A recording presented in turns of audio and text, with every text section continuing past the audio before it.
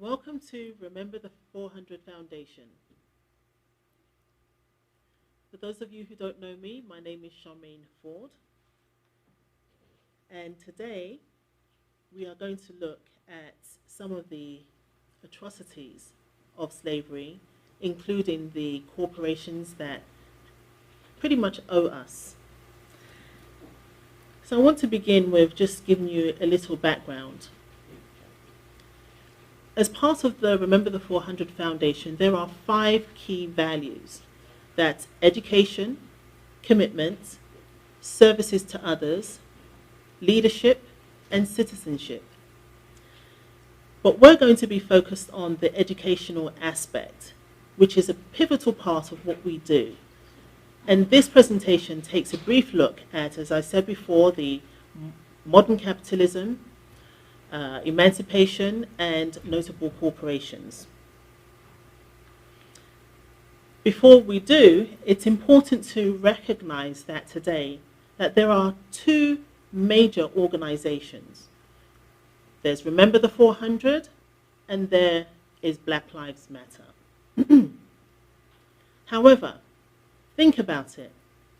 If we took time to remember the 400, which is the 400 years of our captivity, which is our culture, our identity, our history, our way of life, even before the time we set foot in Virginia. If we took time to remember who we are and where we came from, and hopefully where we're going, if we took time to remember the 400, we would not have a need for Black Lives Matter. So first, I want to focus on what is considered owed money.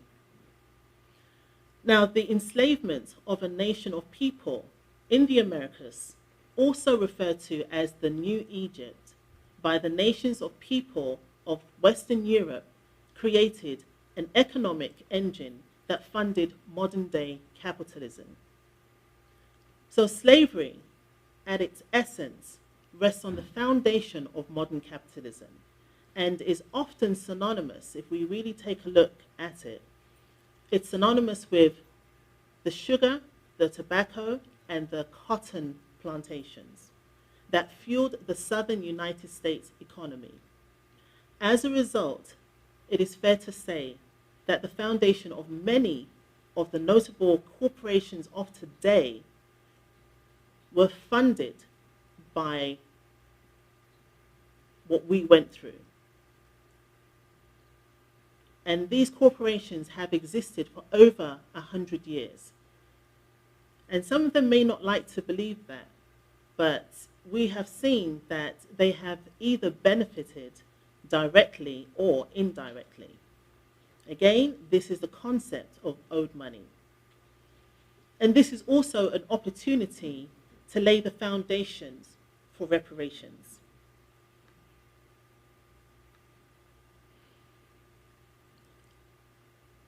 So let's do a little bit of fact checking here.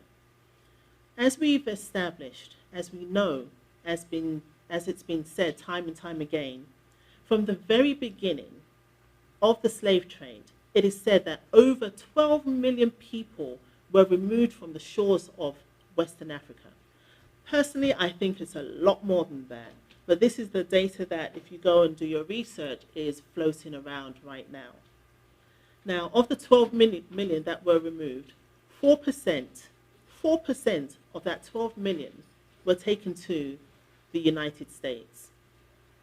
And over 2 million slaves were believed to have perished throughout that journey. That's just such a tragedy. It's such a very sad thing to really acknowledge. But again, it's all part of remembering the 400. We have to remember the good, the bad, and the ugly. This is the ugly, but we need to remember this so it never happens again. So what we recognize from the slavery, from the slave industry, the backs, the blood, the sweat, the tears, the souls of the enslaved people built countries like Britain, the United States, and part of Canada. And these people, our forefathers and foremothers, who were not just slaves. I mean, before that, think about it. You are talking about people that were farmers and doctors and nurses and governors. They were taken into captivity. And they built these nations from their hard toil in the fields, the cotton fields, in the tobacco fields, what have you. So let's look at modern capitalism. What does that actually mean? You look from the New York Life to the Bank of America, for example. Many companies like this have benefited from slavery, as we've said time again. Many companies have even, especially in recent times, have acknowledged their involvement in the slave trade. And some have even gone as far as offering apologies in an attempt to reconcile their, the tainted history. However, one must ask themselves, is an apology enough? Is that really enough for what's happened for over 400 years? And I'm going to show you why it's not really enough. Mind you, it is a good first step, I have to agree. It's a good first step, the acknowledgement. But even to say sorry, you want to say, what are you apologizing for? Because unless you really know what you're apologizing for, then it's not really an apology, is it? You want to hear that, we apologize for taking you away from your homeland, from where you, from the west coast of Africa. We apologize for taking you, ripping you away from your families. We apologize for dividing your families. We apologize for beating you, for taking away your culture, for separating you from your children and your parents. We apologize for taking away your way of life and your God and your spirituality and your identity, and giving you all these things that you never had before. You never had these things before. Your culture was different. Your identity was different. But what you received during this time was given to you. It wasn't ours. That's what we want to hear. That's an apology, because it acknowledges the true wrongs that was done, and it gives us an opportunity to correct those wrongs.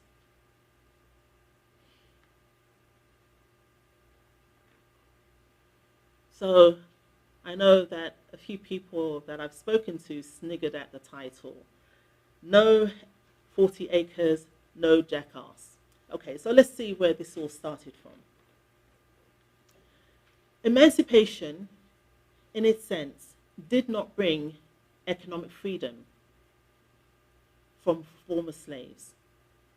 Actually, on April the 16th, 1862, it was President Abraham Lincoln, that signed the bill ending slavery in the District of Columbia. But what happened during this bill signing?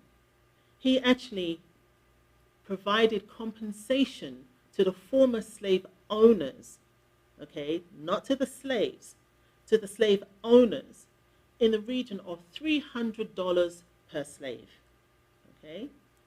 That's part of the emancipation. Then General William T. Sherman had a special order. It was Special Order 15, I believe, and it was issued January the 16th, 1865. And what he did in that order, he prescribed 40 acres of land to be given to the free black men and women that fought during the American Civil War. Later on, he ordered that the army could actually lend new settlers mules, hence the phrase 40 acre and a mule. Now going down to what actually took place, okay, so first of all you see that the slave owners received their compensation per se. Then we were promised a compensation. But what happened? President Andrew Johnson, who was Lincoln's successor, overturned what General Sherman promised in the fall of 1865. So what does that mean? It means that the 40 acres that we were promised, not even the mule, but the 40 acres that we were promised was null and void. It was now taken away. Ideally, this could have helped our situation today. And what essentially happened, that approximately 400,000 acres of land was denied us. That to me is just such a tragedy. But I really want to take a deep dive into how this whole thing transpired, especially with regards to these notable corporations. I want to share this because it was very painful when I discovered it myself, and even speaking to my fellow brethren. It was a very sad situation. The case study I want to focus on today is based on Edward Colston. I know some of you, especially those situated in the UK, you will probably be very familiar with this. So once, once in the southwestern area of England stood an 18-foot bronze statue. The statue was of a man by the name of Edward Colston. It was located in Bristol, near the Bristol Harbour. This statue stood there for over 125 years until June 2020. The statue was a memorial to Edward Colston's generosity to charities, educational institutions, health institutions, all manner of things in the city of Bristol. Now, Colston, who was he? He was actually the deputy governor of a company called the Royal African Company in 1689, also known as the RAC. Now, the RAC is a private company that dealt with the Navy, trading. They primarily bought gold, silver, ivory, and, yes, you've guessed it, enslaved people.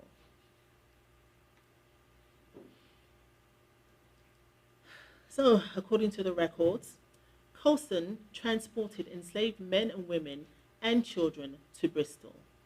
They were branded, that's right, you heard me, with the letters RAC. They were branded like cattle. It is also recorded that over the course of their going back and forth to the various countries, 19,000 enslaved people died on the journey. 19,000. I'm repeating these points because these, it sometimes is very difficult to even imagine, even fathom the magnitude of what took place. It is terrible. It is such an atrocity when we see these things take place. And so I just want you to imagine 19,000, and this is what was recorded, right? And I know things get misplaced, and there were many things that were not recorded.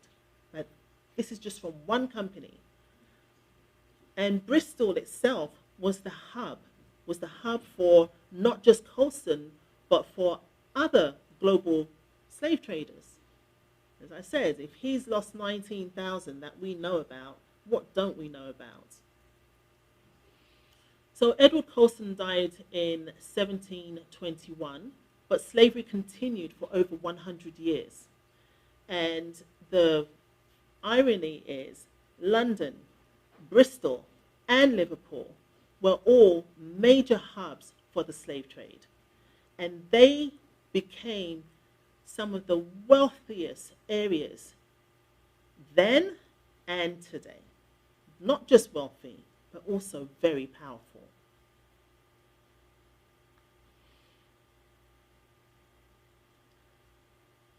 So the government, you see, this is the issue that we're dealing with. We have to recognize where to put the accountability. I'm not going to say blame, but I'm going to say accountability, where that actually lies. Look at this. Britain formally abolished the slave trade in 1807 and outlawed slavery in 1834. Now, the British government paid the slave traders £20 million in compensation, which is approximately 26 million US dollars. That's 40% of its budget. That's not all. Some 17 billion pounds. That's 20 million. Sorry, where was I? Excuse me. That 26 million that we spoke of is equivalent to 21 billion USD today. Right? In today's money, $26 billion paid out to the slave traders and slave owners. So the government took out a loan to pay it, which was only paid off, listen to this, it was only paid off by British taxpayers' money in 2015. That's right, a few years ago. 2015, this loan was finally paid off. So you know what that means. Let's take a deeper look. It means that living taxpayers in the UK, which include the descendants of the enslaved people, paid billions of pounds to slave traders. Do you get that? So the descendants that are living there today, the descendants of enslaved people, have paid into this pocket. That to me is another tragedy. It is just so ridiculous. And nobody's around to say, hey, what's going on? This shouldn't be. But apparently this continued until 2015. And this is all to stop them from trading in human lives. Very, very sad. There's an article that was in the Independent newspaper in 2013, and this is what it says. It says the British government paid out 20 million to compensate some 3,000 families that own slaves for the loss of their property when slave ownership was abolished in the British colonies in 1833. This figure represented a staggering 40% of the Treasury's annual spending budget and, in today's term, calculated as wage values, equate to around 16.5 billion pounds, which in today's term is 21 billion US dollars. These are some figures that I can't even begin to imagine. If the tables were turned and it was actually paid out to those who really deserved it. But we are paying, or we were, or the British people were actually paying for the atrocities that their forefathers, the slave owners, actually committed. But they were paying them. It's like a thank you. You know, their compensation. That's ridiculous. Included in this wonderful payout was David Cameron, including John Gladstone. John Gladstone, he's the father of William Gladstone, who was the Prime Minister 4 times during the 19th century. Apparently, he received compensation of £106,000, which is about 141 US dollars, 141,000 US dollars. You know, this is just it strikes me as, how do we miss that? We're crying for reparations. How do we miss that? So, as I said before, as we've noted, many companies, many companies have benefited from the slave trade. Many companies in Canada, the US, and the United States. And this is one of the reasons why we, as Remember the 400, say that we have to remember the 400. This is why we are putting together this organization, so that we can remember things like this, and we can have a dialogue and discussion as to why we believe that these things are correct, that we're trying to put forward. Because if we let this slide, it will continue. We only remember these things by actually identifying with what happened, because a lot of people do not want to identify with what happened. They want to leave it in the past. But that's the worst thing that you can do, because in your past lies your identity, lies your culture, lies your history, lies your way of life, it lies your spirituality. It holds everything about you, about me as a people. So by remembering these things, we are able to right those wrongs. We can't right the wrongs unless we know what the wrongs are.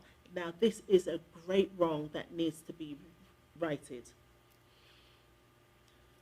So we've all heard about Canada's role in the slave trade, and it primarily was to hasten its end. And yes, Canada was considered a safe haven for many of the slaves. But like I said, if we don't understand our history, including the ugly, we can't correct it. And just by saying this, I also want to say that Canada also had slaves. It was also a safe haven for slave owners once upon a time. So colonial Canada was a safe place to buy, sell, and own slaves. For about 2 centuries, slavery was legal in New France and the lower parts of Canada under British rule. Now, the captives were owned by people from almost every level of society, including governors and bishops and military officers and merchants and priests and nuns and blacksmiths and tailors, and the list goes on. They all owned slaves at one point or another here in Canada. The Quebec slave trade was well established even before the conquest of the province by the English in 1760. And enslavement had decreased considerably by 1820, and it remained legal in British North America until 1834. Okay, so it wasn't great, but it happened, and that's the point that I'm trying to drive home, especially when it comes to Canada, which is now considered part of North America. But Canada was part of the British Empire. It is still kind of. So, and I'm very reluctant to say certain things, because some people will say one thing and others will say another. But you read the history books, you see exactly where we stood before. And as I said before, understanding that will help us to understand our situation today. However, I must say that one of Canada's saving grace was through a governor, which was Lieutenant Governor John Gray Simcoe, who legally restricted the cross-border trading of slaves in Upper Canada. So it was already a write-off, and this happened way back, I believe it was 1793.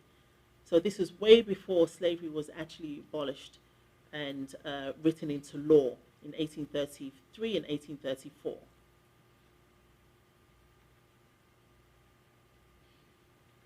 So I'm going to name some names here. And this is not an extensive list. This is not everything. This is what we've been able to find over the last few weeks. But I think it's important just to name some of these names. I'm not going to go into all of their relationship, but I just think the names are important. So for Canada, I've got two companies of note. The first one is the Canadian National Railroad Company, which is actually headquartered in Montreal, Quebec. And the other is McGill University, which is also in Montreal. So these are the two companies that we've managed to identify where Canada is concerned. For the United Kingdom, the list is quite extensive, and you can go online if you don't believe me. Go online, do some fact checking. I think it's also always very important to go and do that yourself. And if you've noticed that over the last month or so, a lot of companies have been coming up, apologizing, opening up different accounts, trying to right the wrongs themselves. But I still think that the government needs to be more involved in this process, because it's the government that was involved before and they did not consider us. So we have companies like Royal Bank, which is a fairly major bank in the UK. There's the Lloyd's Coffee Shop, Lloyd's of London, which isn't actually a company or corporation, but it was basically where individuals got together to talk about or discuss what needs to happen in terms of shipping, trade, industry. There's the London newspaper. There's the London Stock Exchange. There's the Rothschild Sons Bank. There's the Bank of England, which is also another huge one. The Bank of England was actually established in 1694. We have the Church of England, which was heavily involved in the transatlantic slave trade. We also have the National Gallery, the Royal Dockyard, and Thomas King. Now, like I said, this is not an extensive list. You probably know a lot more. I'm sure there's a lot more companies out there, but this is some of the major ones that I saw kept reoccurring. For the United States, the list is a lot shorter, but their involvement is a lot more. We have, for example, we have AIG, the American International Group. We have the Bank of America. We have Brooks Brothers. We have Browns Brothers. The list is quite extensive. We have the New York Life Insurance, the Norfolk Southern Railroad, Tiffany & Co., Tiffany, that nice jewelry store. We also have many of the U.S. universities. Some of them are, what do I have here? Princeton, Harvard, Yale, Penn, Columbia, Brown, Dartmouth, and there are many more. Just going back to some of the insurance companies, remember, people wonder, well, how were they involved? Well, a lot of the insurance companies, they actually insured the slaves, so that if the owners lost them at any given time, that the owners received some form of compensation, and they had such an integral part in the whole slave industry. And with the universities, you also find that a lot of the slave owners, they actually donated to these universities, and most of those universities only acquired the children from those families. Because, why? It was money. It was owed money that was speaking. So more often than not, you were part of the alumni because your father, father's father, mother, what have you, went to those establishments. Or they gave nicely to those establishments. So this is what you're looking at. You're looking at old money from reputable companies of today. But this money goes a long way. It's really dirty money for the most part, because it was based on our forefathers' blood, sweat, and tears. It was them that built these industries. And, some people may say, well, it's not our fault. Somebody has to pay. I mean, somebody paid before to compensate those that were the owners. So why not those that were the slaves who were at the greatest disadvantage? I mean, come on. Yeah, so going through the list, we have places like companies like J.P. Morgan Chase, Lehman's Brother. You know, the list is just extensive, and it's just terrible just knowing that all of these companies, you know, some of them were so reluctant to actually admit, take accountability for what actually took place. You know, I remember I was on a course once, and it was about justice. And I don't remember the whole narrative behind the course, but one of the things that was mentioned is that, you know, as we are born into the society that we live in, we are pretty much all on the same playing field, right? It's up to each and every individual to understand the rules and the policies of society, which is fine. I get that, and yes, I think it's fair. We should be able to educate each other as to what are the rules, what must you do, or what can you not do in the society that you live in, what's acceptable and what is not. But to say that we all started off on the same playing field on equal grounds, that to me is a lie. It's a lie because we still have those that dig into the old well and they can still get further ahead, and those that are always at a disadvantage and always being discriminated against. So when we recognize this, we are able to say, this is not right, this cannot go on, and we need to find a way of compensating those that were at a disadvantage with something that would help them to gain a fair standing in society, right? So as I was saying, we had all these apologies. Okay, we had all these companies that were coming up and saying, you know, it's been happening since, I think, since 2005, a lot of companies have been coming up, oh yeah, you know, we realized that we were involved and we're really sorry, it's a terrible thing. And as I said before, it is not enough to just say sorry. It's so much more than that. So what is an apology? So a typical example why countries such as Britain, the United States, and Canada owes a debt, not just to the descendants of slave people, but to the taxpayers for using their money to make slave traders and owners even more wealthier. Am I wrong? Am I wrong in saying that? You think about it. Your money, your hard-earned money.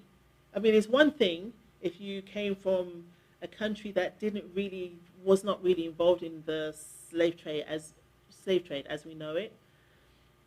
But you're coming from that country, and then you're paying for the atrocities that were carried out to a people that you had nothing to do with, right? But you're paying, okay?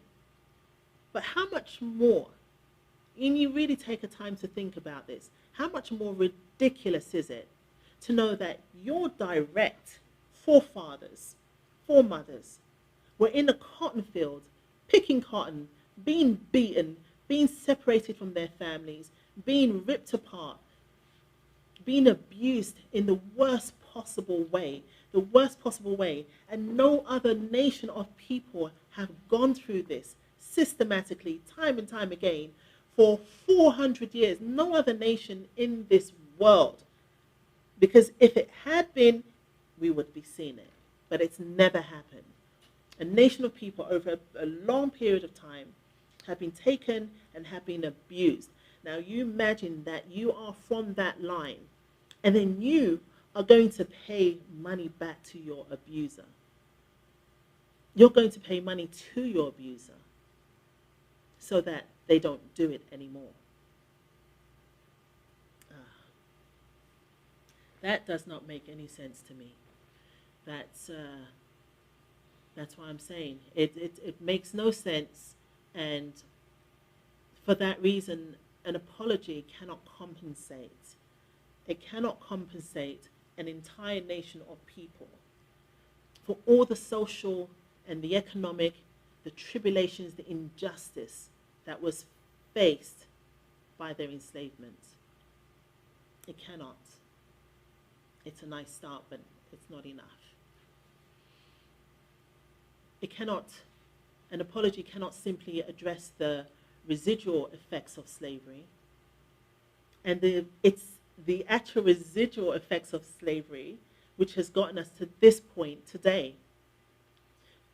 As I said before, if we remembered what happened during our 400 years, even before, even who we are, then we would not have a need for Black Lives Matter. We would not be in a situation where we have to say, hey, my life matters, my skin matters. We will not be in that situation. There will be no reason to be in that situation. That's the residual effects of what we went through. And that, again, is a tragedy. An apology does not allow for job opportunities to a nation of people who are experiencing high unemployment and discrimination. Sorry is not enough. It's not going to stop someone from looking at you during a job interview and judging you from the time you walk through those doors to say that you are not qualified, even though more often than not you are overqualified. An apology is not going to get that. We need to do more. We need to do so much more. And an apology without action from the very system that helped create it is nothing. Right? And that goes back to the whole government. It goes back to the whole government structure. We need to work together to get this right, because an apology is not enough. You know, governments have to recognize what took place, and they have to be involved in the compensation.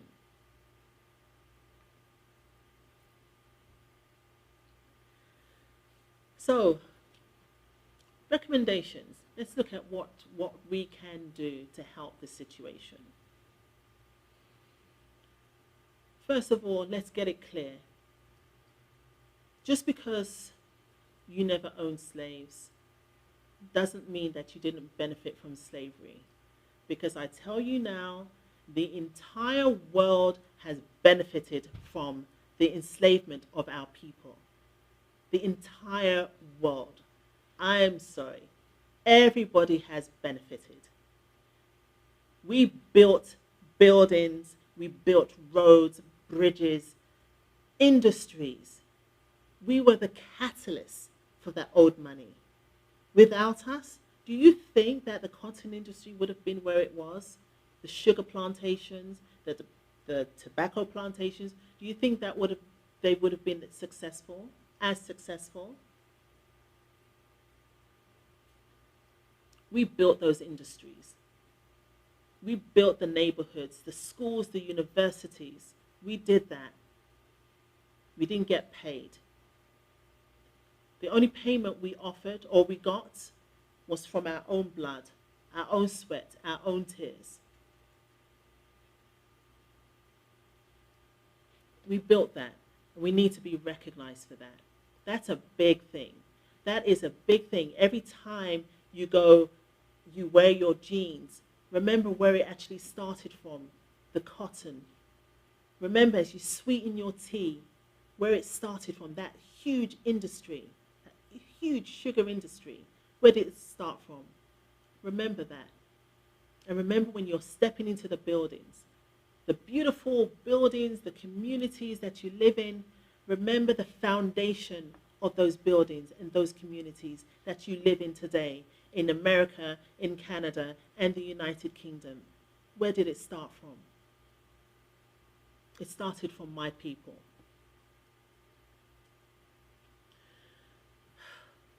So, what is it?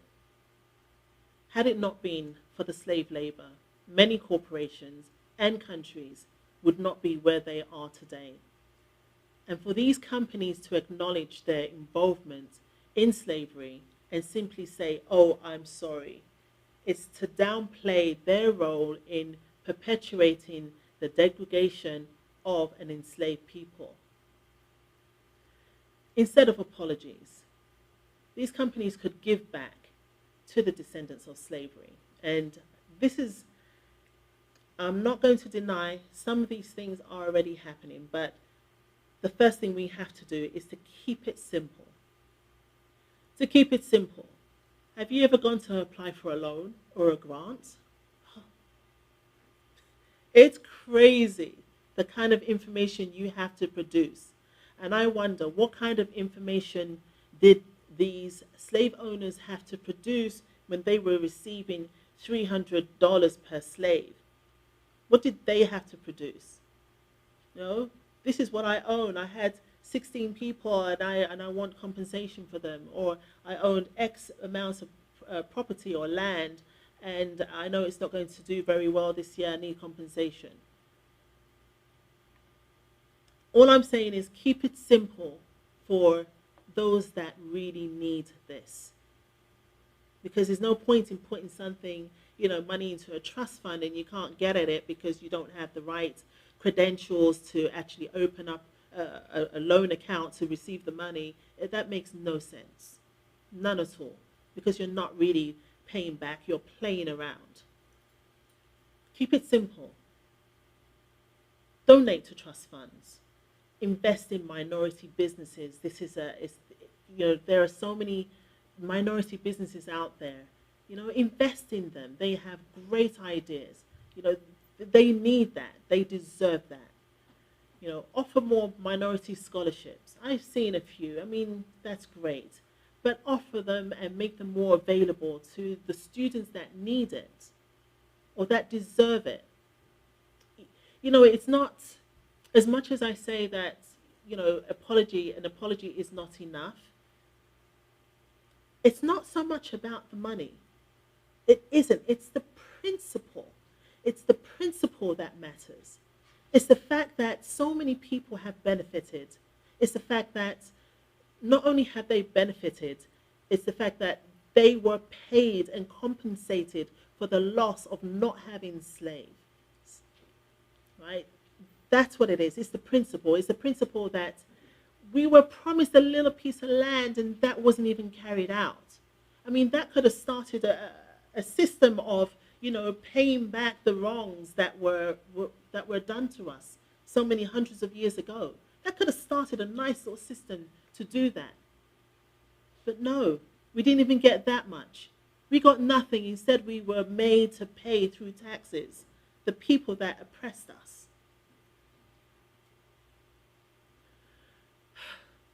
So offering scholarships, minority scholarships, will go a long way. Launching initiatives that increase the number of minority employments. I know there are a lot of companies that really focus on this, but you know what? There's no harm in trying a little bit more.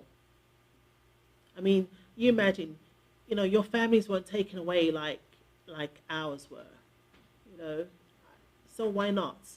It's not going to hurt you. Your identity and culture weren't taken away. Of all the nations in the world, the same people are destitute in so many different countries. So, do a little bit more to help and keep it simple. For another amazing example is removing the taxes that we have to pay. I know the native Indians, they have their taxes removed. They are given certain benefits. We should too. We should too. We've done so much for this place. We've done so much. That's the least that can happen. And another thing that can be done, which would really help and go a long way, and that is to help us establish institutions of learning. Help us establish institutions of learning so that we too can help our children understand their identity, their culture, their history, their way of life. That they would not forget, but always remember what happened during that 400 years.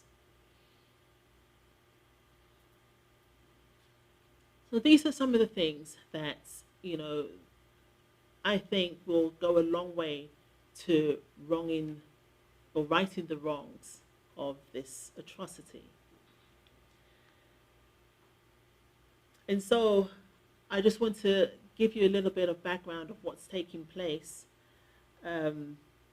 You've seen for yourself, all of these wonderful companies, all of these great, well-established organizations, if they are over 100 years old, as I said before, if they are over 100 years old, they more than likely had a direct dealing with the children of slavery or slavery itself, the slave industry, or an indirect dealing with it.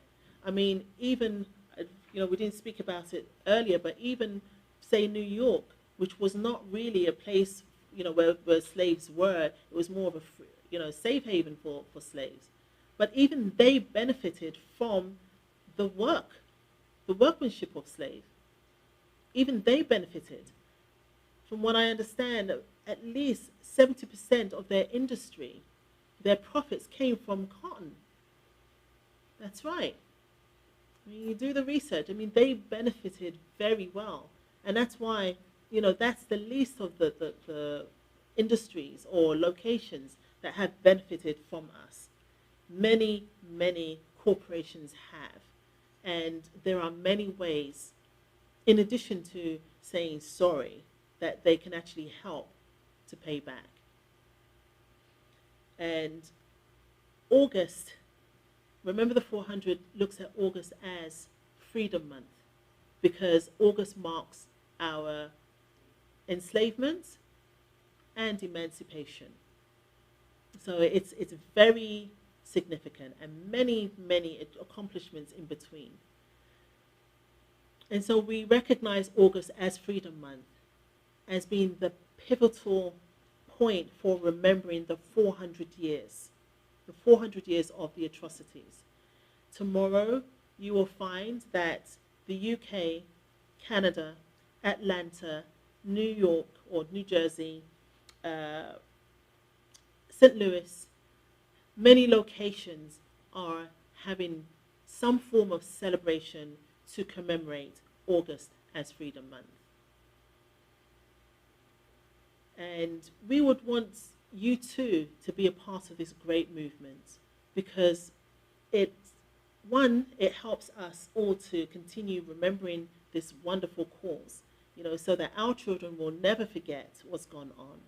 And it would also give you an opportunity to be a part of this wonderful cause.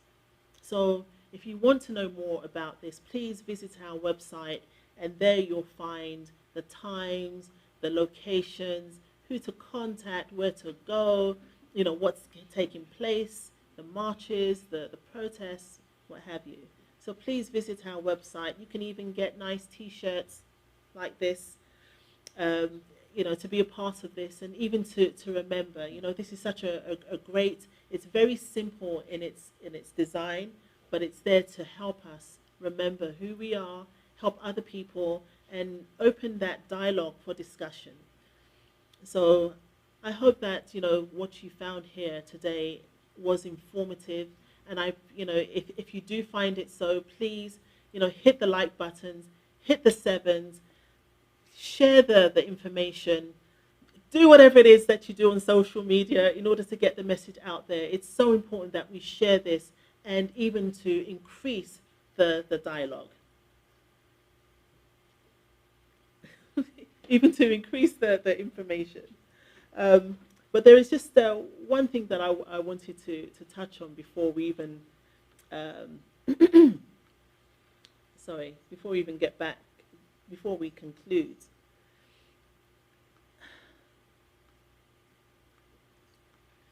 So just one thing that I wanted to really look at. And this whole concept of the owed money and where it's coming from.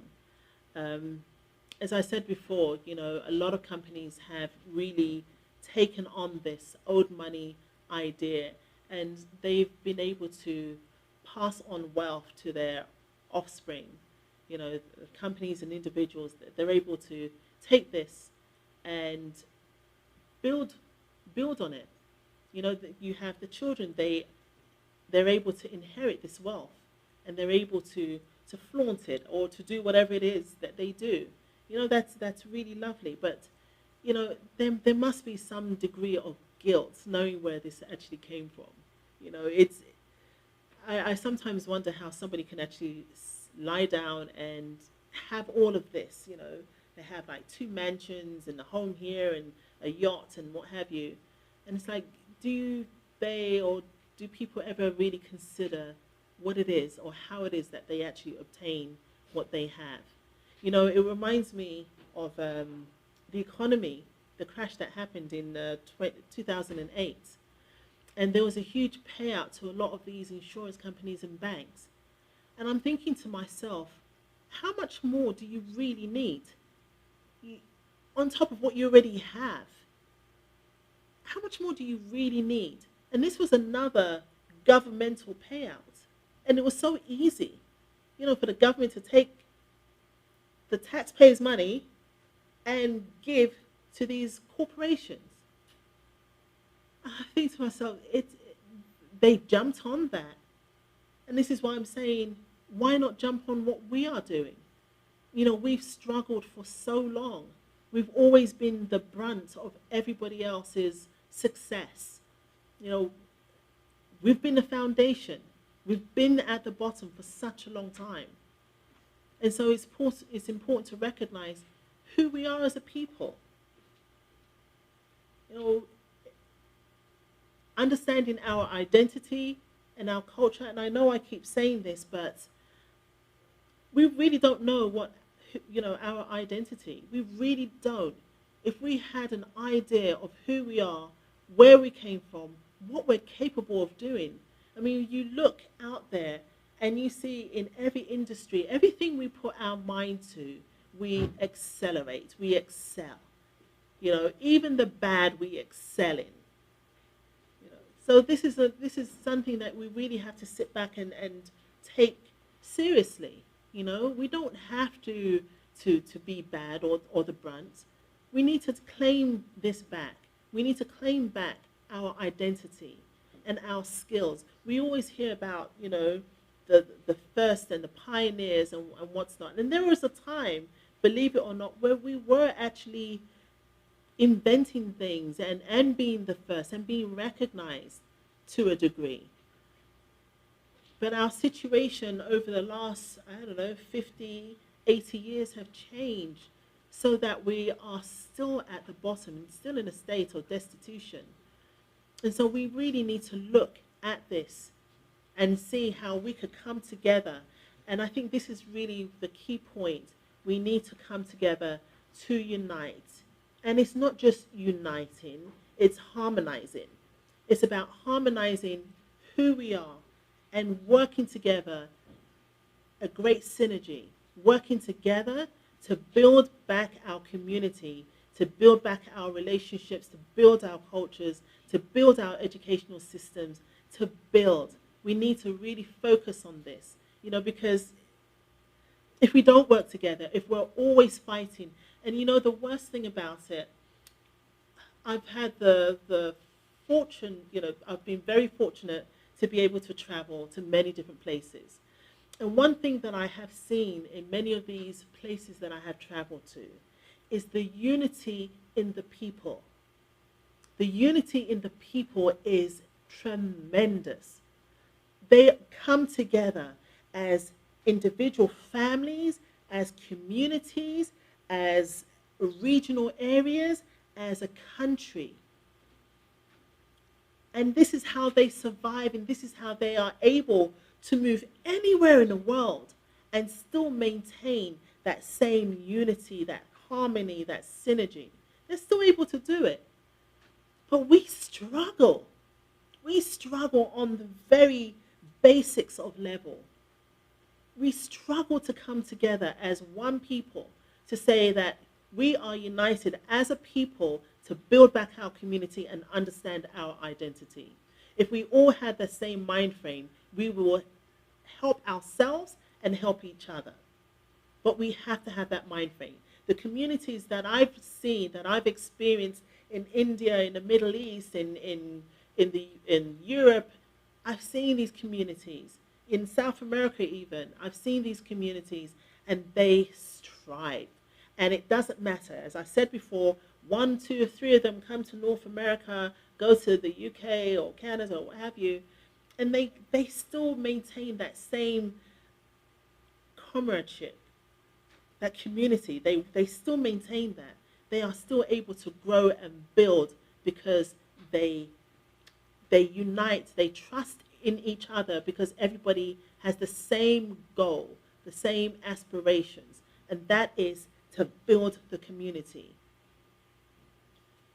And so on that note, I just want to say that, a lot has been done to us. I understand. And there are many theories and points out there that you may read. The other day I was reading up about the Willie Lynch letter and, the residual effects of that, the so-called residual effects of that letter. Whether it be true or not, the fact remains we are what that letter said. We fight against each other, the men against the women, the children against their parents. It's gotten so ugly. But in order to correct anything is understanding what's happening. And part of that is the lack of our identity. Because if we understood that, we would not treat each other the way that we do. We will give more respect to each other. So I just want to say that, it's something that as much as we want to have all of this compensation, which is wonderful, and, I've shown you several different ways where the compensation could really help, apart from just an apology, it's also important to recognize that us as a people, we can hurt ourselves. So it doesn't matter how many times someone says thank you or have a payout. If we're not working together to build our community and to understand our culture and identity, to stop the things that do not help us to progress, if we don't recognize that, we are always going to be in the same situation that we are in. And so I implore you, my listeners today, that, you take a real good moment to think about what it is that we are currently doing, who we are as a people, what our goal and purposes are, and what it is that we should be doing. And as I said, remember the 400, and I know it sounds like a cliche right now because I've said it so many times, but the remember the 400 says it all. Remembering who we are. You look at many different, I know it's coming close to me closing, but you look at so many different cultures. Another thing that they do have in common is they could go back and talk about the legacies of their forefathers. They could talk about their history. They can talk about the kings and queens and the people that ruled their world, And to me, that's just such a powerful thing to know that you can talk about the dynasties that came before you and that you have a sense of pride because you know that. You know you're coming from a people that, stand upright and that walk forward with integrity. You know that. And this is what I'm saying. If we understood this, then we can do that too. We can do that too. So I once again, I really do applaud you just to think about this. It's not just a trivial thing that we're saying. I've given you a tiny bit of history. This doesn't even cover a percent of what's actually out there. But we can start. We have to start from somewhere.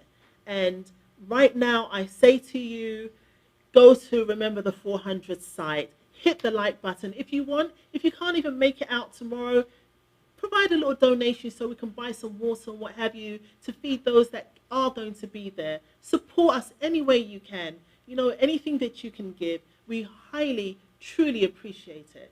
And we only hope and pray that, going forward, we would learn to find ways of coming together instead of pulling each other apart. We want to work together and make this thing happen. Make Remember the 400 happen. Make your life happen. Make it have meaning and purpose. Make it have that. Make it have substance. Right? It's a beautiful thing when you know where you're coming from. It's a beautiful thing when you have a culture. And don't just take it from me. Look around you. Look at the other nations because they revel in their identity.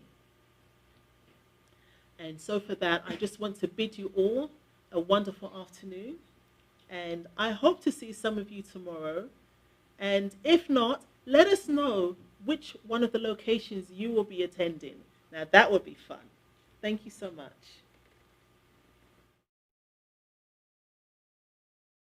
It tells our story. It marks both our enslavement and our emancipation. And it deserves to be understood, commemorated, celebrated. It's time. Join us as we officially recognize August as Freedom Month. Sign the petition, donate, and celebrate with us on August 23rd as we take over the cities of Toronto, Canada, St. Louis, Missouri, Englewood, New Jersey, Atlanta, Georgia, and London, United Kingdom. This is an internationally recognized movement. August is Freedom Month. It's time.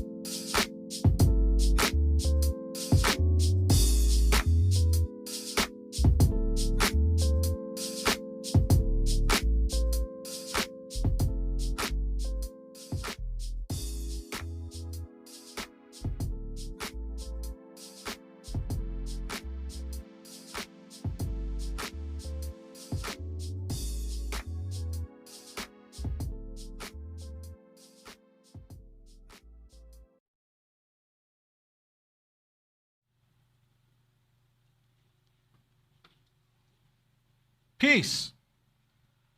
Give unto the Lord, O ye mighty, give unto the Lord glory and strength. Give it unto the Lord the glory due unto his name. Worship the Lord in his beauty of holiness. The voice of the Lord is upon the waters, the God of glory thundereth. The Lord is upon many waters. The voice of the Lord is powerful. The voice of the Lord is full of majesty.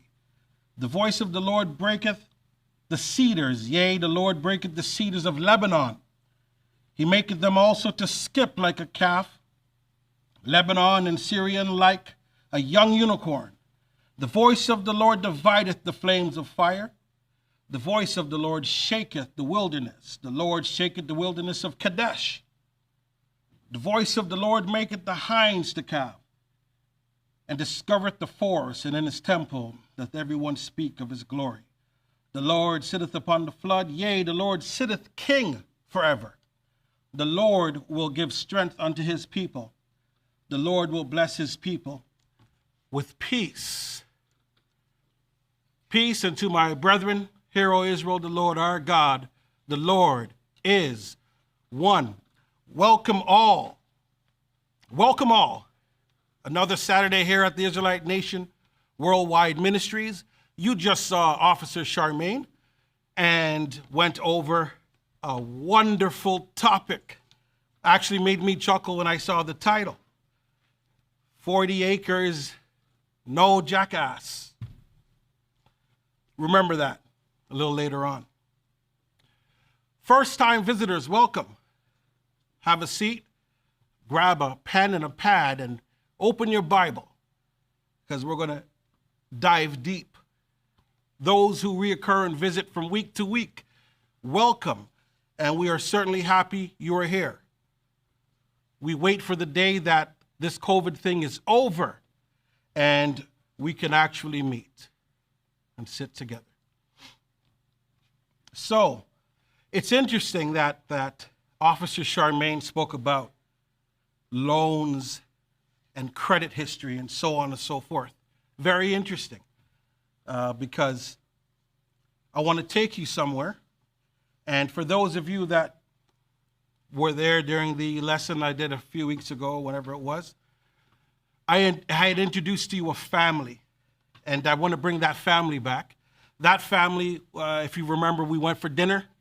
They went for dinner, and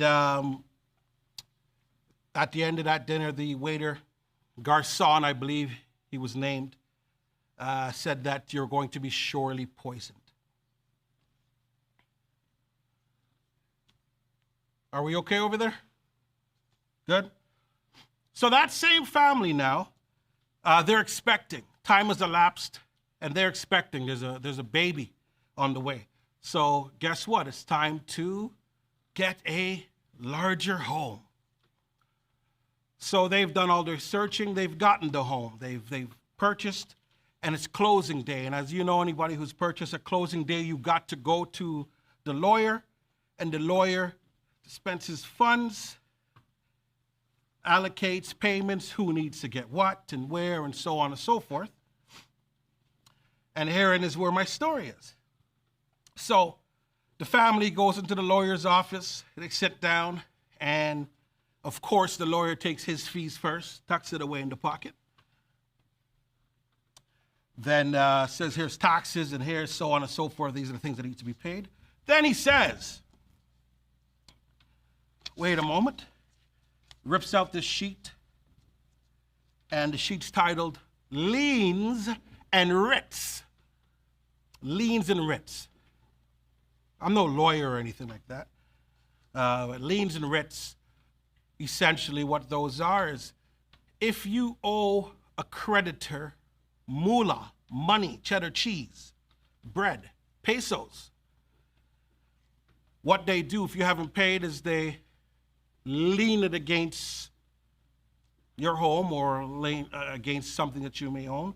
And at the point of when you are going to sell that, the lawyer will then pay the amount that you owe to whoever it is owed to. So that money never goes to your hands. It's a lien that's been placed upon you, and it's paid. This family now, at the end of the transaction, they look again, and yes, once again, they're on the short end of the stick, likened to the last story. At this time, they've received less money than they had expected.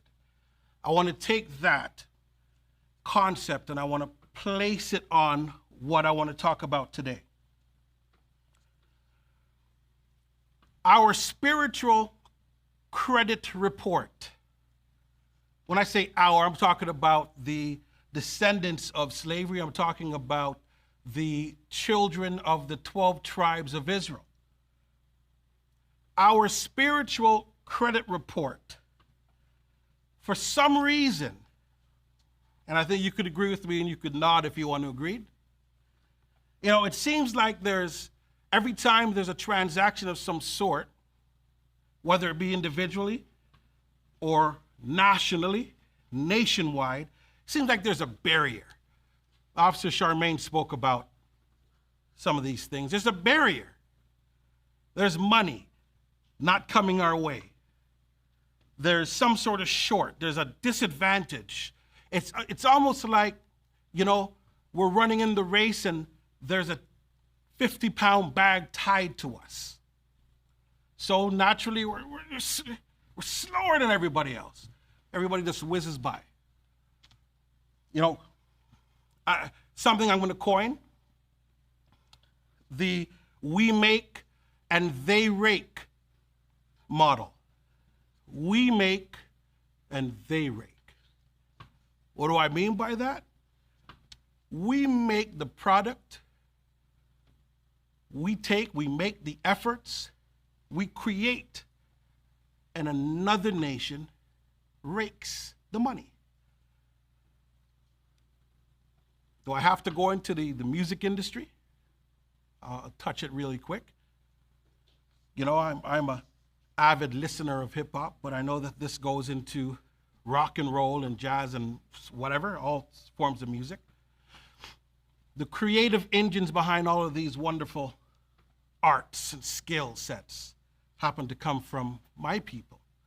It all comes from them. And, you know, whether we start off low level underground and we're in little circuits, the Chitlin circuit, or little basements, and we're rocking and we're jamming and we're stringing and we're rapping and we're scratching, or whatever it is that we're doing, it becomes something big, and then guess what happens? Another nation, usually in our situation it's the Gentiles, they come in and they take it and they capitalize on it.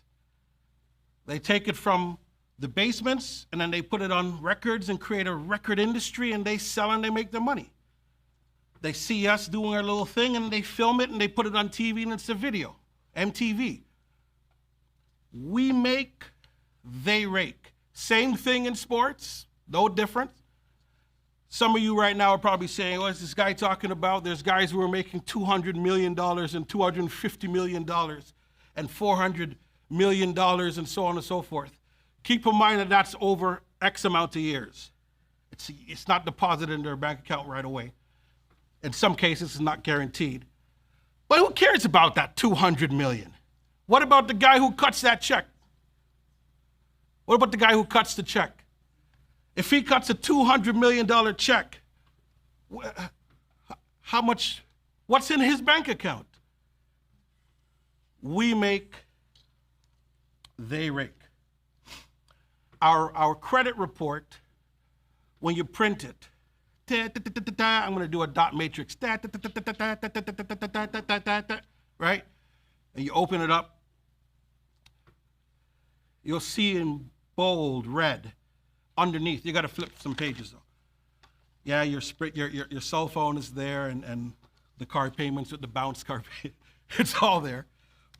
But on the Ritz and Lean sheet, you're going to see a red written word. And I'm not going to say what the word is yet. But let's go to Genesis 17.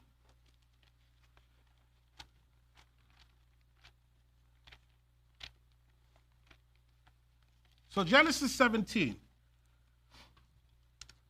verse 1 starts off, and it sounds like this. And when Abram, was 90 years old and 9, the Lord appeared to Abram and said unto him, I am the Almighty God, walk before me, and be thou perfect. And I will make my covenant between me and thee, and will multiply thee exceedingly. And Abram fell on his face, and God talked with him, saying, As for me, behold, my covenant is with thee, and thou shalt be a father of many nations, verse 4. So let me slow, and let's look at this. There's a face of the earth, and there's people upon it. There's nations and kindreds and tongues and likes and all sorts of things. They're all doing their thing. One day, the God who created all of these things came down and said to a man, not men's, but a man, he said, you got a minute? Let me talk to you. I want to make a covenant with you. Another word for a covenant is contract. So we're going to make a contract here because I see you. There's something I appreciate about you. And I think we could build and start something. For I have a plan. Yes, I have a plan. And I see it fits that you would support that plan. So I think I'm going to take out my pen, take out my pad, and we are going to write the binding agreement. Neither shall thy name any more be called Abram, but thy name shall be Abraham, for a father of many nations have I made thee. And I will make thee exceeding fruitful, and I will make nations of thee, and kings shall come out of thee. And I will establish my covenant between me and thee, and thy seed after thee, in their generations, for an everlasting covenant, to be a God unto thee, and to thy seed after thee. Take note that this contract had never, ever, ever, ever, ever, ever been issued ever before. No such covenant has ever, no contract. God has not extended any contract like this ever before. He has never gotten his pen and said, I'm going to sign on the dotted line and I'm going to be your God and you're going to be my people. He's never done that. This was the first time he did it. Never, ever, ever before. Verse 8. And I will give unto thee and to thy seed after thee the land wherein thou art a stranger, all the land of Canaan, for an everlasting possession, and I will be their God. And God said unto Abraham, thou shalt keep my covenant, therefore thou and thy seed after thee, in their generations. This is my covenant, which he shall keep between me and you, and thy seed after thee. Every man-child among you shall be circumcised, and ye shall circumcise the flesh of your foreskin, and it shall be a token of the covenant betwixt me and you. All of my brothers, my sisters, my brethren, we these scriptures are ones that we read over and over and over again because it's our history book. And we don't care who gets bored. And we don't care if anybody's tired of hearing the story because it's our story and we're going to tell it. And part of our story is this covenant. It's the beginning of it. And within it, it says, you must be circumcised. We've touched on this many a time, but I'm going to briefly go on it. You must be circumcised. If you are somewhere and a man or a woman is telling you that you do not need to be circumcised, and you are part of this covenant, just read what we just read. You're in the wrong place. Trust me. And you shall circumcise the flesh of your foreskin, and it shall be a token of a covenant betwixt me and you. Right? How do you say you're a child of God when you haven't signed the dotted line? How do you say you're a child of God if the dotted line was never placed on your desk? And he that is 8 days old shall be circumcised among you, every man child in your generations, and that is born in the house or bought with money of any stranger which is of thy seed. He that is born in thy house, and he that is bought with thy money must needs be circumcised, and my covenant shall be in your flesh for an everlasting covenant. And the uncircumcised man child whose flesh of his foreskin is not circumcised, that should be cut off from his people. He hath broken my covenant. No argument. I would not respond to that either. And I do hope that there is nobody contesting within the live chat, because there will be no response. Read it yourself. Let's jump to Exodus 2. And the reason we just read Genesis, we talked about that credit report. When our spiritual credit report is opened up and the written liens page is read, you would see that our forefathers, our foremothers, a long, long, long time ago,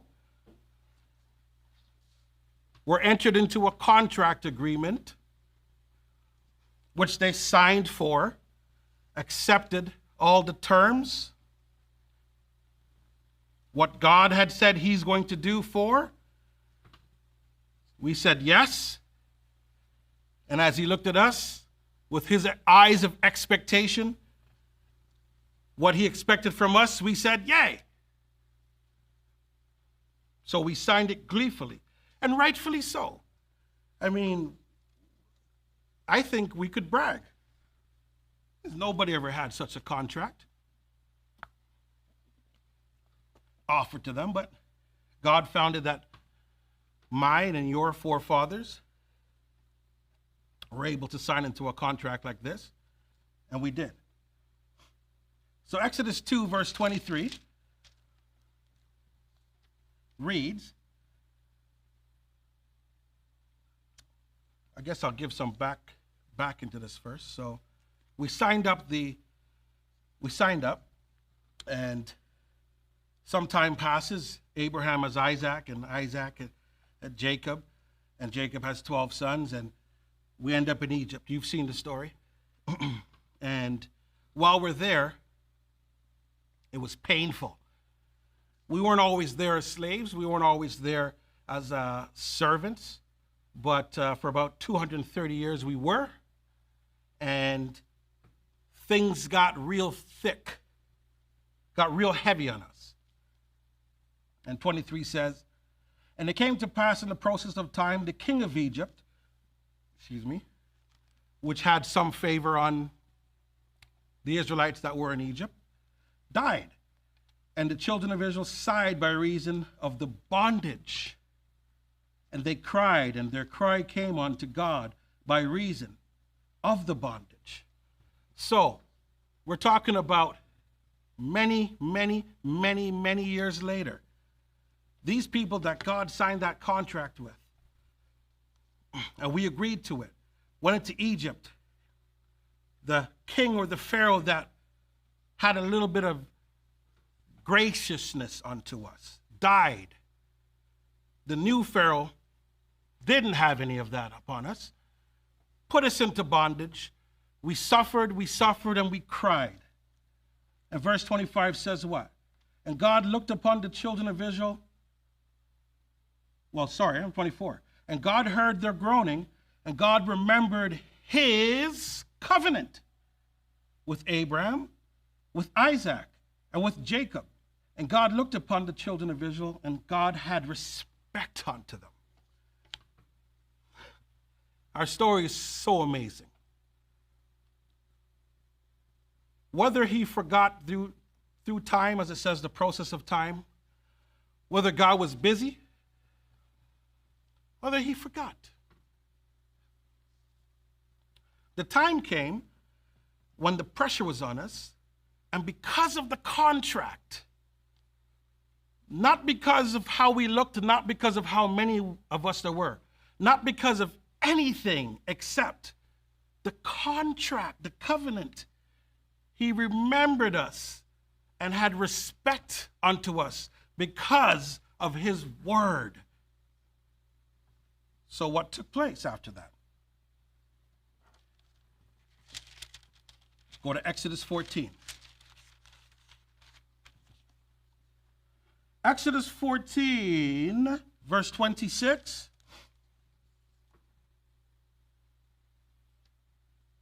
He respects us because of the covenant, because of the contract signed. Verse 23 says, and the Egyptians pursued and went in after them in the midst of the sea, even all Pharaoh's horses, his chariots, and his horsemen. We're at the Red Sea. All right, I'm skipping through the story here. You know it. And we're going through the Red Sea, and the king of Pharaoh, the same one who had no likeness for us, nothing to like, and put bondage on us, chased and came with the men, fighting us. And as we cut through the Red Sea, and it came to pass that in the morning watch, the Lord looked upon the host of the Egyptians through the pillar of fire and of cloud, and troubled the host of the Egyptians, and took off their chariots' wheels that drave them heavily, so that the Egyptians said, let us flee from the face of Israel, for the Lord fighteth for them against Egyptians. The Lord's with them and against us. And the Lord said unto Moses, stretch out thine hand over the sea, that the waters may come again upon the Egyptians, onto the chariots, and upon their horsemen. And Moses stretched forth his hand over the sea, and the sea returned to its strength when the morning appeared, and the Egyptians fled against it. And the Lord overthrew Egyptians in the midst of the sea. And the waters returned and covered the chariots and the horsemen and all the hosts of Pharaoh that came into the sea after them. There remained not so much as even one. But the children of Israel walked upon dry land in the midst of the sea, and the waters were a wall upon them on their right and on their left. Thus the Lord saved Israel that day out of the hand of the Egyptians, and Israel saw the Egyptians dead upon the seashore. And Israel saw the great work which the Lord did upon the Egyptians, and the people feared the Lord and believed the Lord and his servant Moses.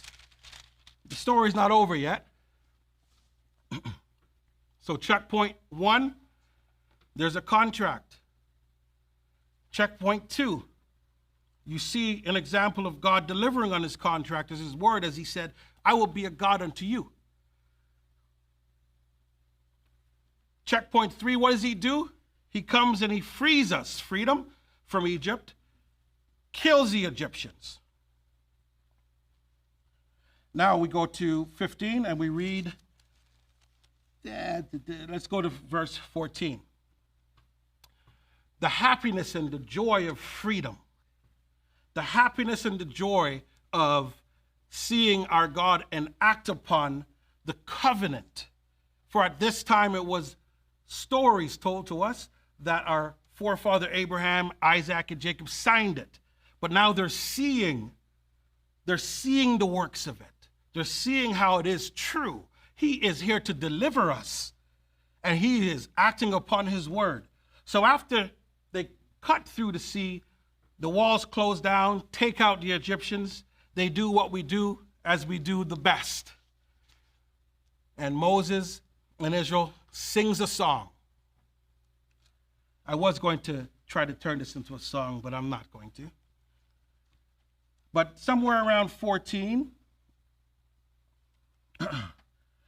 the people, in the middle of the song, the people shall hear and be afraid, sorrow shall take hold on the inhabitants of Palestina.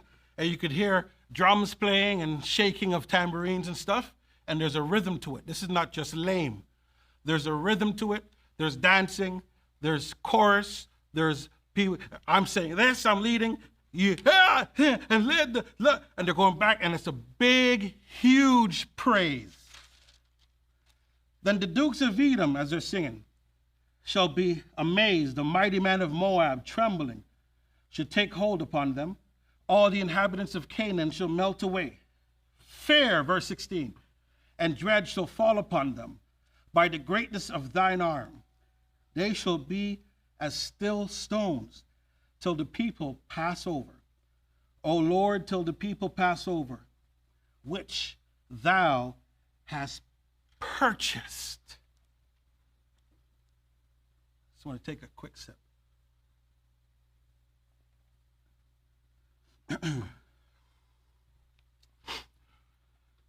When we go back to the spiritual credit report of me and my people, when we flip through the pages and we see bold written in red, under contract by way of covenant with God.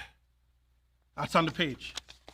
So everybody else who was looking to loan us, stone us, own us, when they're looking through, they see that bold in red, in contract, by way of covenant, owned by God. Right beneath it, as Moses sung, it says in green, purchased. When you go over to the right in the ledger column, there is a dollar amount that Steve Bezos does not have that amount of money. That all the billionaires put together cannot purchase. There's not enough. It's actually not even in a language that you could read, not Hebrew. But purchased. Take a moment and think about that. And think about all the different things that cans of worms you could open up now. Moses is so happy and says, you destroyed our enemies, you killed, you delivered us, you freed us. They're going to be dreaded and fair because of when you purchased us.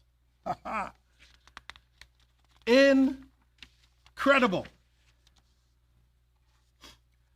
You know what that purchase means? It means that we're owned. It means that the sale tag was taken off. It means that we're put into a safekeeping place, a storage place, or wherever, you purchase your groceries, you put them in the fridge. You buy your car and you put it in the garage, right? So we are purchased and we are placed wherever he has us in the storage, and we're put there. You can't steal. You can't bargain. You cannot deal. You can't offer 40 acres and a jackass.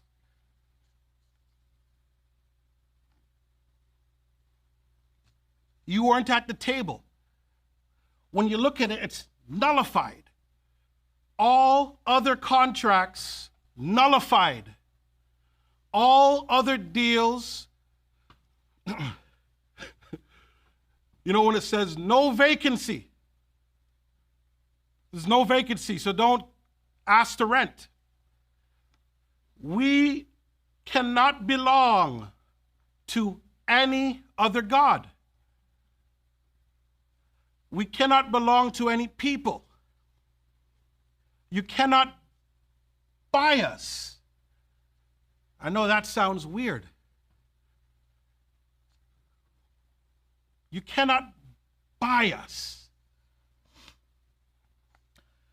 Deuteronomy 32.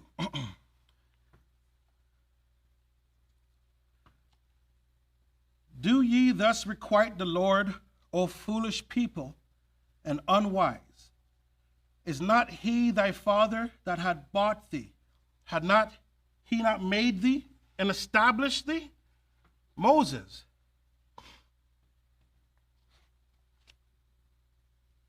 Psalm 74. Remember thy congregation, which thou hast purchased of old. The rod of thine inheritance, which thou hast redeemed, this Mount Zion, wherein thou hast dwelt. Psalms number 78. And he brought them to the border of his sanctuary, even to the mountain which his right hand purchased. You know what's interesting about all of this? God doesn't have to purchase anything.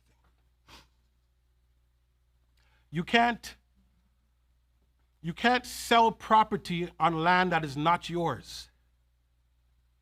Even if you squat, eventually, I think it's ICE, right, in the States, ICE. Eventually, ICE will come and get you, or DHS will come and get you. The authorities will say, hey, you've been here long enough. Time's up. Get out. All of earth is God's. All is his footstool. Everything. The life, the breath that you breathe is given by him. The life that he takes is taken by him. Any kings on earth that rule and feel supreme, they are allowed, they are given their moment. 1,000 years, millennia, whatever it is, they are given that moment. So God doesn't have to purchase anything. He doesn't have to make no deals with anybody about nothing at all. He can make it happen. But with Abraham, our forefather, he came down. Could I say something like he came down to his level? He came down and talked and pitched his idea. I said, what do you think?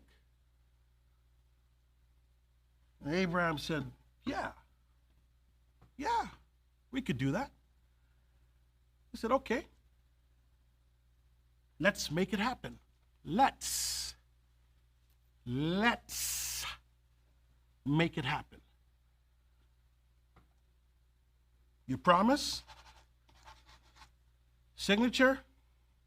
Circumcised, I'll be watching. If there's no circumcision, then I know who has disagreed. I know who has disagreed if there's no circumcision. Those that have circumcised, I know that they at least agree. There's some other elements that come into play, but at least I know that they at least agree. 2 Peter 2:1 says,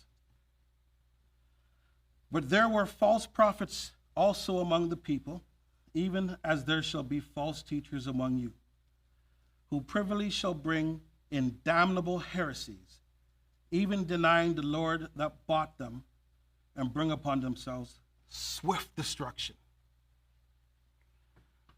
I saw somebody in the chat while Officer Charmaine was doing her presentation, and they had said something along the lines of, why would they disagree or disobey?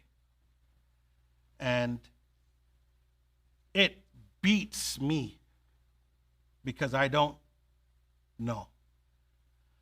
What I do know, since we're talking about writs and liens and credits and stuff like that, our credit rating took some hits over time.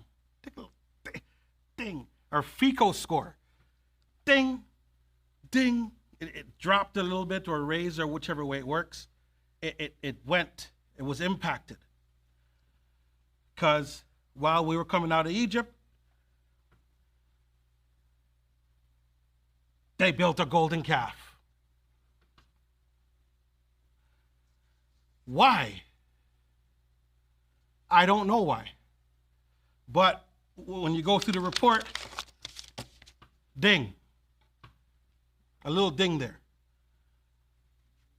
Another man took of the accursed thing. Why? In the midst of a victory and the Spirit walking amongst us and doing his thing, he took of the accursed thing. Why? What happened to Dathan and Korah? What made them? You know, what made them? What riled them up? There are so many different stories. There's so many different things. But all these things it hits our credit score, our spiritual credit score. It hit. It gets a little worse. So at the beginning when God heard us crying in Egypt, and he said, oh, and I respected them. And I swiftly attended unto them because of their cry. Our credit score was excellent. Still dinged, but excellent. In 2020, I think, what's it called, debt repair? I think we're on debt repair. Consolidation? Bankruptcy? It's bankruptcy, right? R7. No, you cannot buy this, you cannot buy that. So what ends up happening is, because we're not getting all those rich and lofty loans from our God, then you have all the B lenders running in. Okay? Ooh. Oh. I see why you came to me. I see why you came to me. I do. Well, what's that? You're praying and there's no answer? Okay. Where you're having feast and there's no spirit? Wow. Wow. Your children are running amok. I even see here you became slaves. Ooh, rough. Well, I'll tell you what I could do. We'll sit down and I'm going to line you up with this God. I'm going to line you up with this God. A little bit of comedy, but if you extract the realness out of it and you see what is really happening, you see where it is. Why? We were purchased, but even though we're purchased, we walk towards destruction. Even though we have this lien on us, we still want to sell and buy. We still want to borrow from other gods, other nations, other things, foreign things, apparatuses that belong not to us, thinking that we have gotten rid of our obligations, which is on our credit report since day one. It's not going anywhere. It's right there. It still says purchased by way of covenant, everlasting. Purchase amount to the right in the ledger column. It's still there. Let's go to Joshua.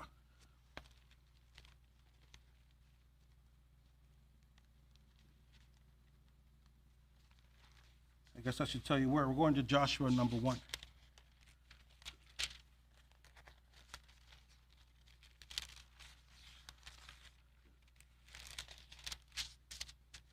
Have we taken a moment to smash anything?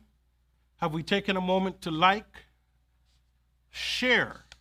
Have we commented? And those of you who would like to go into your pockets and put some respect on the Israelite nation's name, have you done so? If you do, we certainly would appreciate it. Joshua 1, from verse 1. Now after the death of Moses, the servant of the Lord, it came to pass that the Lord spake unto Joshua, the son of Nun, Moses' minister, saying, Moses, my servant, is dead. Now therefore, arise, go over this Jordan, thou and all this people, unto the land which I do give to them, even to the children of Israel. Every place that the sole of your foot shall tread upon, that I have given unto you, as I said unto Moses. From the wilderness and this Lebanon, even unto the great river, the river Euphrates, all the land of the Hittites, and unto the great sea toward the going down of the sun, shall be your coast. There shall be not any man be able to stand before thee all the days of thy life. As I was with Moses, so I will be with thee. I will not fail thee, nor forsake thee. Wonderful, but early in our credit history. But wonderful, wonderful. Moses has done his thing. He has died. The people mourned. Now Joshua, go with them. Continue in. You know what the continue the job is in? It means continue in the covenant. Continue in the covenant. That's what it's about. You breathe, you live because you come from the loins of another who came from the loins of another who came from the loins of those I gave the covenant to. The promises I gave to them, I give to you. So continue. This land I'm giving you, this is your inheritance. Here you go. Here's the blessings. This is the payment. Here's part of your payment because there's lots of payment. But here's payment for the covenant. As we had signed, here you go. I told you, here you go. Here's what I owe you. Here you go. Now you'll go. It continues. Don't get it twisted. It's nothing else. Continue. My family live within the covenant. We know that the covenant established, then came the law. The law is within there. I made my people. I purchased you. I washed you. I bathed you. I salted you. I clothed you. Here's the rules of what you do. Here's where I'm going to put you. Here's where you should be. But it's all based on the covenant. Verse 6, be strong and of good courage, for unto this people shalt thou divide for an inheritance the land which I swear unto their fathers to give them. Only be thou strong and very courageous, that thou mayest observe to do according to all the law, which Moses my servant commanded thee. Turn not from it to the right hand or to the left, that thou mayest prosper whithersoever thou goest. This book of the law shall not depart out of thy mouth, but thou shalt meditate therein day and night, that thou mayest observe to do according to all that is written therein. For then thou shalt make thy way prosperous, and then thou shalt have good success.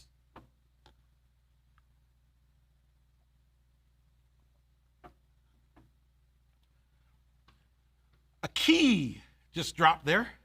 Bing! A key to life. In the book of Joshua, in the first chapter, a key to life was just read. It was just dropped, the key. What did it say in verse 8? This book of the law shall not depart out of thy mouth, but thou shalt meditate therein day and night, that thou mayest observe to do according to all that is written therein. For then thou shalt make thy way prosperous, and then thou shalt have good success. At the beginning, when we spoke about the ceiling and the heavy bag of the weight behind us, and all the different ways that we are put behind and we're at a disadvantage, it is, we tend to look at what we could see right in front of us and we say, well, they do this, and the white man does that, and they have made it so. They've done redlining, and they made sure that they burnt down Black Wall Street. And as Elder Jeffrey and Anthony spoke about last night in Barton Street or whatever it was called, they had something there too, and it became decrepit. And everything that we touch, it turns to gold, but somebody else spends it. And we're left asking for something to eat. It just said, that law, keep it, follow it, be it, because it is within that law which is going to make you prosperous and allow you to have some sort of success. Without it, I doubt it. And you could tell me with your own eyes what you see. You look at all of our peoples doing all the different things except what we're supposed to do, and tell me if everything's okay. Let's go to Joshua 23.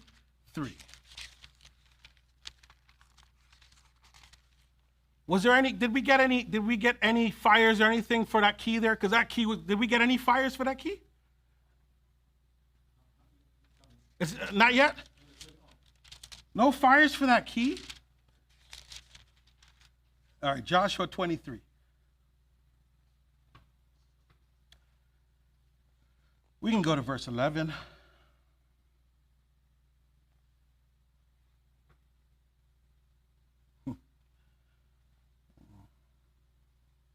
Yeah, we'll go to 11. So Joshua 23, verse 11. Take good heed, therefore, unto yourselves, that ye love the Lord your God. Else, if you do in any wise go back and cleave unto the remnant of these nations, even these that remain among you, and shall make marriages with them, and go in unto them, and they to you. Know of a certainty that the Lord your God will no more drive out any of these nations before you.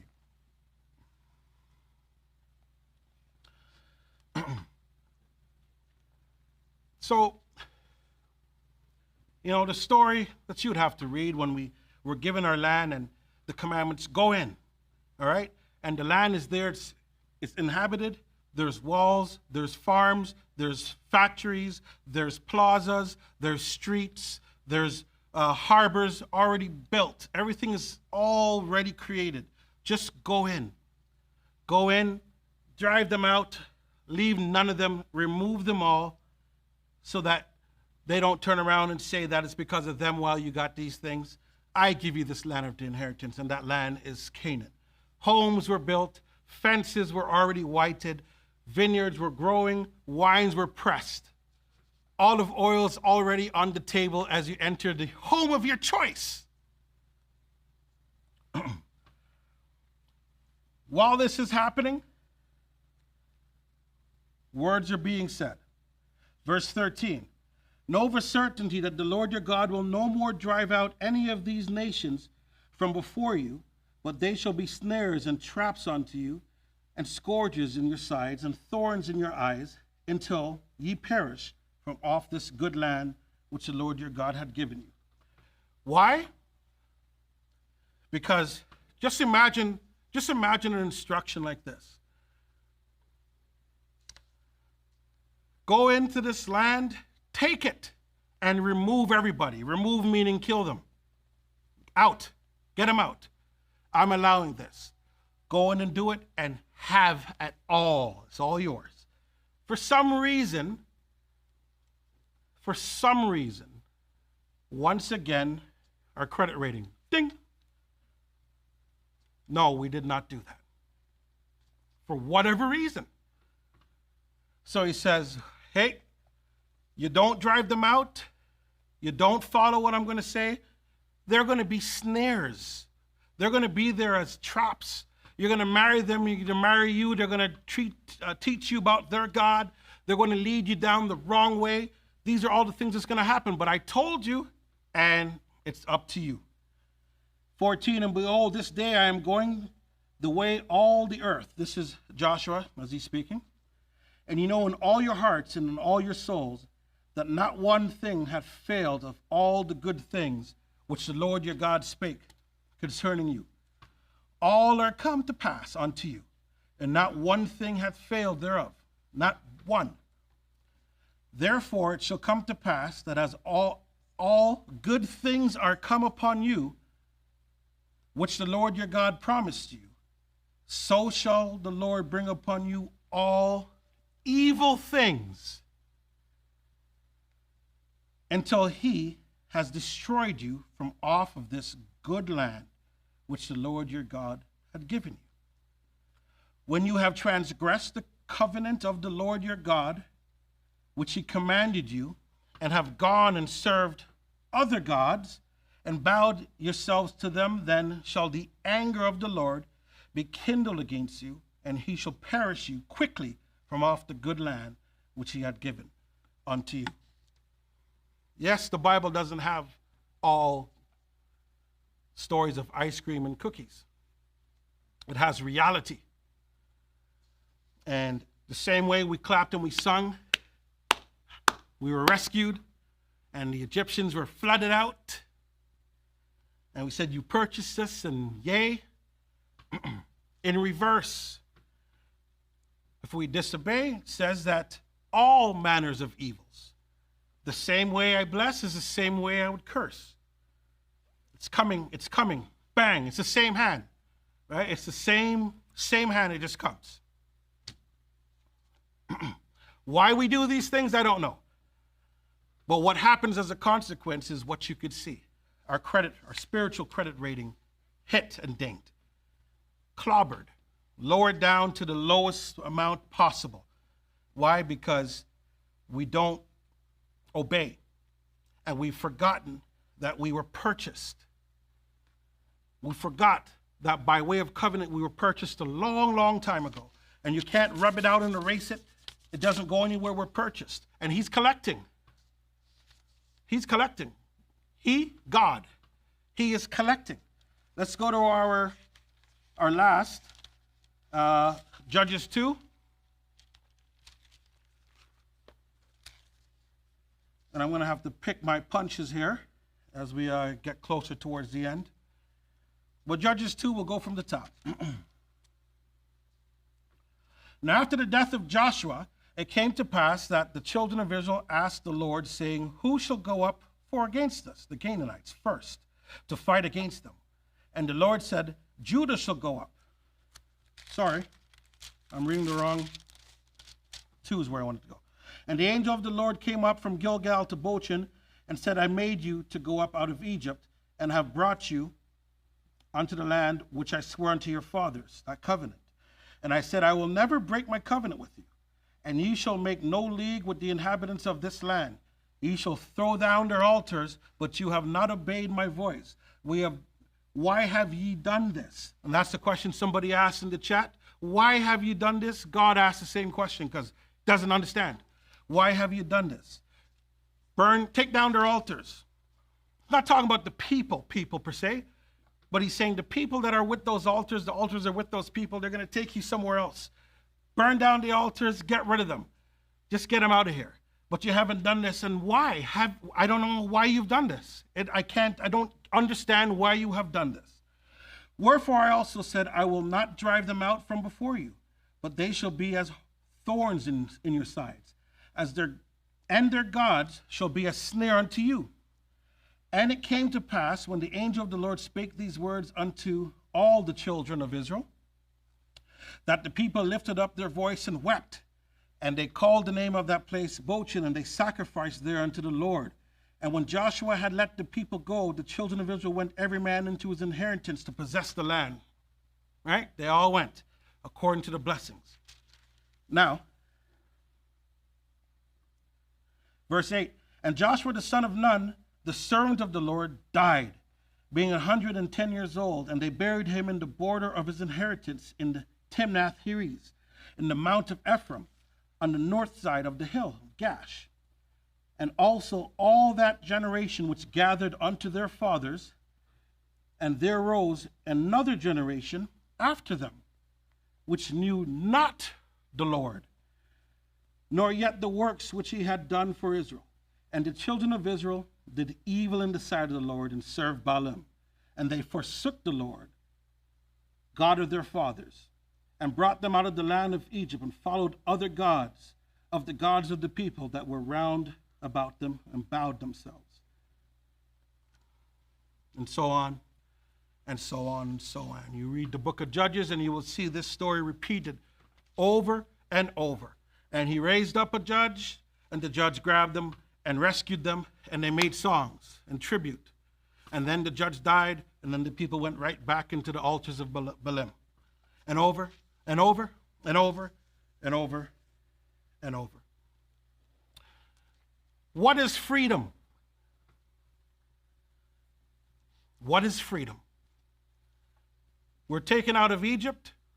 We're put into the land.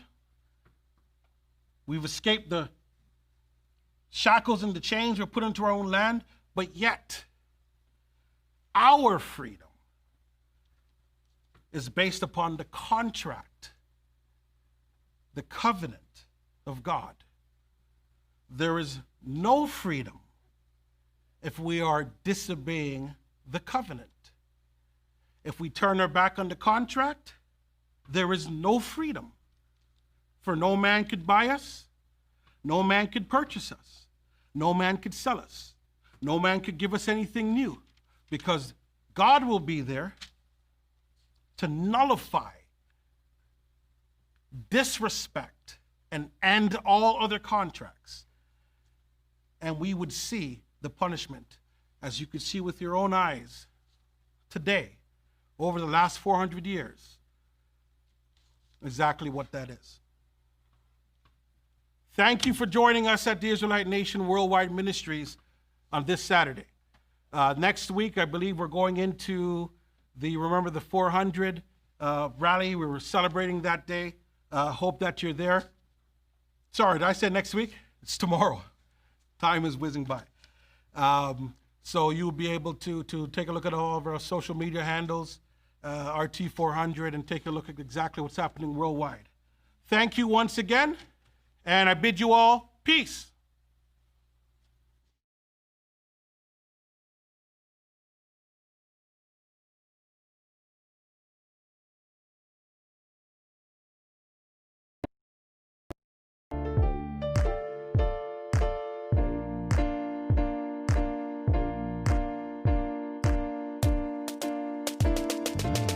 I was lost, didn't have nowhere to go. I was feeling low. I felt like my life had no purpose, no meaning. Walking around in the days for days on end. Felt like I really didn't have no friends. Till I stumbled on this truth. Now my life has new meaning. Give love, give thanks, give praise unto the Lord, 'cause He saves. You and me and you, and we should not forget that. Oh no. Give love, give thanks, give praise unto the Lord, 'cause He saves. You and me and you, and we should not forget that. Oh no. Never forget what He's done for you. No. Never forget what He's done for you. Hey. Now that I found my way back home, back to your love, and I can lift my head up and say, God of Israel, I will praise God of Israel. I will say, blessed be your name, again, again and again and again. Oh yeah. Give love, give thanks, give praise unto the Lord, 'cause He saves. You and me and you, and we should not forget that. Oh no. Give love, give thanks, give praise unto the Lord, 'cause He saves. You and me and you, and we should not forget that. Oh no. Oh no. Oh no. Everybody clap your hands. Everybody do your dance. Oh,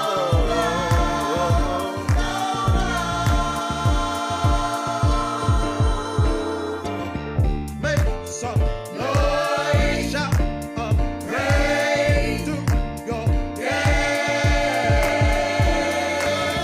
Make some noise, shout of praise to your dance.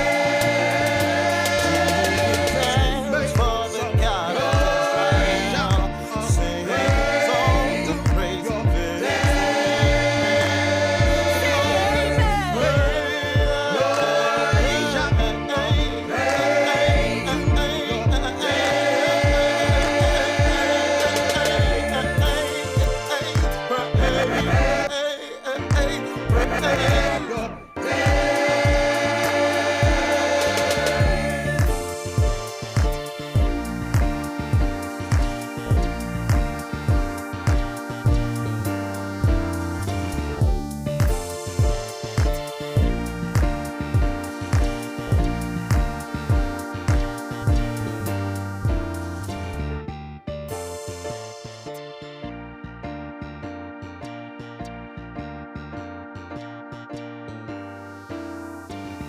make some noise, shout of praise to your dance.